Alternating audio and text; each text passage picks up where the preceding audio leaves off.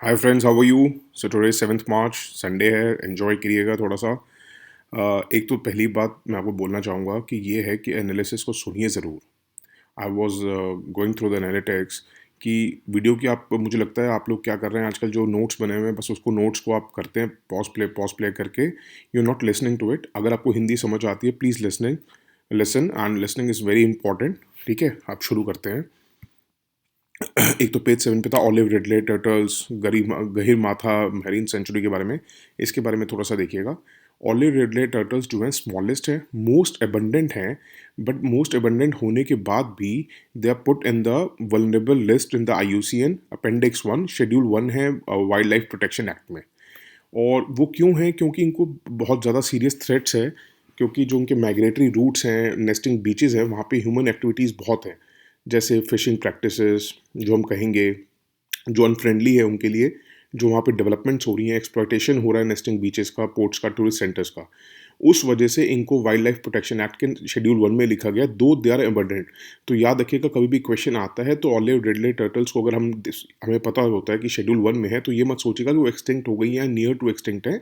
They are vulnerable, attacks बहुत होते हैं, इसलिए इनको शेड्यूल 1 में रखा गया है। और एक ये यूनिक मास नेस्टिंग करते हैं, आपको पता ही होगा, जब फीमेल आती हैं और एग ले करती हैं अपना, उसको यहाँ बोलते हैं अरीबाडा। अरीबाडा बहुत ज़रूरी है, याद रखिएगा। और गहीर माता मरीन सेंचुरी के बारे में था, तो क्या है, ये उड़ीसा में है और x tends between mouths of Dhamra river and Mahanadi river. ये ज़रूर याद रखिएगा। मैं अभी बताता हूँ आपको क्वेश्चन कैसे आते हैं। एक बार पहले आप ये देखिए, धमरा रिवर और महानदी रिवर के बीच में है ये, और वर्ल्ड की लार्जेस्ट नेस्टिंग बीच है ये ऑलिव रिडले टर्टल्स के लिए। और भीतरकनिका थोड़ा सा इंपॉर्टेंट हो जाता है, तो ये याद रखिएगा। ये गहीर माथा बीच और मरीन सेंचुरी जो है इसके ईस्ट में आते हैं भीतरकनिका के। और नेशनल पार्क जो है ये Bhitarkanika national park, it is home to salt water crocodile, white crocodile, Indian python, king cobra. और लार्जेस्ट पॉपुलेशन है यहाँ पे, one of the largest endangered salt water crocodile की भी। और बागा गहन अब ब्रीडिंग कॉलोनी है ये हेरॉन्स के लिए। ठीक है, ये भी वन ऑफ द लार्जेस्ट है। बागा गहान लार्जेस्ट नहीं है, वन ऑफ द लार्जेस्ट है। और ये सेकंड लार्जेस्ट मैंग्रोव इकोसिस्टम है इंडिया का। और रामसर साइट भी है, थोड़ी सी एक बार इसकी मैप में देखिए। देखिए, ये ब्राह्मणी रिवर, ये धमरा प्रदीप, और इसके बीच में ये भीतरकनिका बीच है। और ये है ऑलिव रिडले की नेस्टिंग बीच। यहाँ पे है गहीर माता बीच, देख रहे हैं आप, ये गहीर माता बीच है। और उसके बाद अगर हम ये देखें, देखिए ऋषिकुल्या रिवर, देवी रिवर, महानदी रिवर, पैरादीप, ये बहुत ज़्यादा इंपॉर्टेंट है। देखिए, आपको मैं बताता हूँ, अगर आपने देख लिया और पॉज करके देख लीजिएगा बाद में। अब ये देखिए कैसे क्वेश्चन आता है कि विद रेफरेंस टू, ये 2015 पता नहीं 16 में आया था, Bhitarkanika national park, which of the following is the true? It is the second largest mangrove ecosystem in India. Two, it is drained by Brahmani River and Baitarni River. Three, toward east lies गहीर माता बीच and marine century. तो बहुत basics बहुत ज़्यादा पूछे जाते हैं, कई कई चीज़ों पे बहुत डिटेल में पूछा जाता है।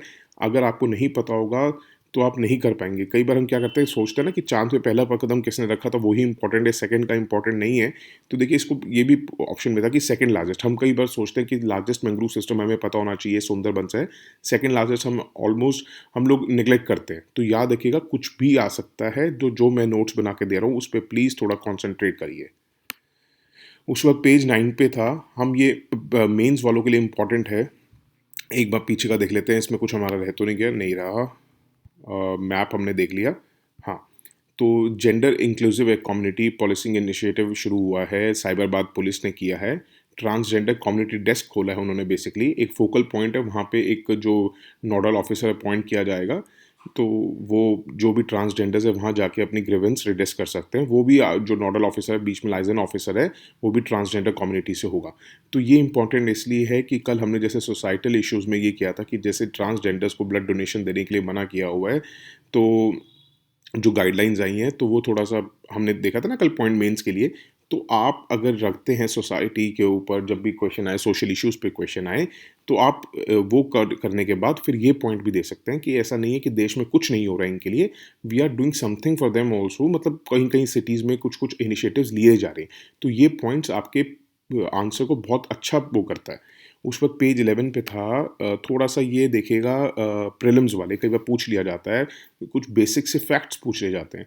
तो याद रखिएगा मिनिस्ट्री ऑफ होम अफेयर्स ने दोबारा रिट्रेट किया है कि ओसीआई कार्ड होल्डर्स जो हैं कि जब भी अगर कोई एजुकेशनल इंस्टीट्यूशंस में उन्होंने एंट्रेंस टेस्ट दे रहे हों या कुछ भी कर रहे हों एडमिशन्स के लिए, तो वो एनआरआई कोटा सीट्स में ही कर सकते हैं। वो नॉर्मल जो एक्सक्लूसिवली फॉर इंडियन सिटीजन्स की सीट्स हैं उसमें वो ऑक्यूपाई नहीं कर सकते। वो दो OCI citizens are of Indian origin, but वो जो फॉरेन पासपोर्ट होल्डर्स हैं तो इसलिए वो सिटीजन्स ऑफ इंडिया नहीं हैं। They are of India origin मगर सिटीजन्स ऑफ इंडिया नहीं हैं, और इंडिया डुअल सिटीजनशिप अलाउ नहीं करता है।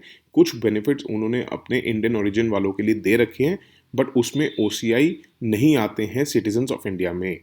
तो याद रखिएगा, कई बार कुछ घुमा फिरा के प्रीलिम्स में पूछ सकते हैं आपसे कि ओसीआई मतलब, क्योंकि ओसीआई का जब कार्ड आया था तो लगा था कि इनको थोड़ा सा एट पार ट्रीट किया जाएगा इंडियन सिटीजन्स की तरह। तो ये ज़रूर पॉइंट याद रखिएगा प्रीलिम्स वाले कि ओसीआई वालों को भी एनआरआई कोटा में ही सीट्स मिलती हैं। कुछ इस रिलेटेड कई बार क्वेश्चंस आ जाते हैं। उसके बाद एक ये स्पेक्ट्रम सेल का देख रहे होंगे, साइंस पेज पे आया था। एक तो याद रखिएगा जो एनर्जी जो ट्रैवल होती है ना, वो वेव्स में ट्रैवल होती है। वेव्स आप समझते हैं ना, ऊपर नीचे ऐसे ट्रैवल होती है, और उसको कहते हैं इलेक्ट्रोमैग्नेटिक वेव्स। और जो हम स्पेक्ट्रम की बात कर रहे हैं, जो ये सब ऑक्शन वगैरह होती है, वो रेंज है रेडियो वेव्स की, जो कम्युनिकेशन पर्पस के लिए यूज़ होती है। चाहे वो एफएम हो, चाहे एएम की ब्रॉडकास्ट हो, वाईफाई हो, ब्लूटूथ हो। डिफरेंस जो आता है ना फ्रीक्वेंसी की इन वेव्स में, वो तब आता है जब एक वेव एक सेकंड में कितनी बार वेविंग कर लेती है, रिपीट कर लेती है अपने आप को। देखा ना, आपने आपने सी की वेव्स देखी होंगी, ऊपर जाती है, नीचे जाती है, फिर ऊपर जाती है, फिर नीचे जाती है, ऊपर जाती है, नीचे जाती है। तो उसमें ये कहा गया है कि एक सेकंड में कितनी बार ऊपर नीचे, ऊपर नीचे, ऊपर नीचे करके कितनी वेव्स अपने आप को रिपीट कर चुकी है। तो इसका डिफरेंट करेक्टरिस्टिक्स होती है कि मतलब क्या देखेंगे आप, लो फ्रीक्वेंसी की जो होती है वो ग्रेटर डिस्टेंसेस, ज़्यादा डिस्टेंस ट्रेवल कर लेती है, और डेंस ऑब्जेक्ट्स को भी पास कर लेती है। तो आप सोचेंगे कि फिर लो फ्रीक्वेंसी क्यों नहीं लेते ये लोग, मगर क्या होता है उसमें लेस डाटा ट्रांसमिट होता है over these low frequency radio waves. Higher frequency में क्या होता है कि डाटा ज़्यादा कवर कर सकते हो आप, बट वो जो ऑब्स्टेकल्स आते हैं बीच में, ऑब्जेक्ट्स आते हैं, उसको पेनिट्रेट नहीं कर सकती है, घुस नहीं सकती है। थोड़ा सा इसमें से ना आप ये देखिए, ये थोड़ा सा देखने वाली चीज़ है। देखिए 9 किलो हार्ट्स से 500 मेगाहर्ट्ज, ये सब एएम रेडियो वगैरह कर सकते हैं, जैसे 535 से 1700 किलो वाट्स तक चलते हैं ये। ब्रॉडकास्ट टीवी का देखिएगा। फिर सेल फोन्स कहाँ से कहाँ तक चलते हैं, 1 से 1.5 तक चलते हैं। 2 गीगाहर्ट्ज पे क्या यूज़ होता है, क्योंकि कई बार क्वेश्चन आ जाता है कि सबसे ज़्यादा फ्रीक्वेंसी कौन सी चीज़ यूज़ कर सकती है। आपके पास ऑप्शन आ सकता है cell phones, broadcast TV, GPS, ये सब आ सकता है।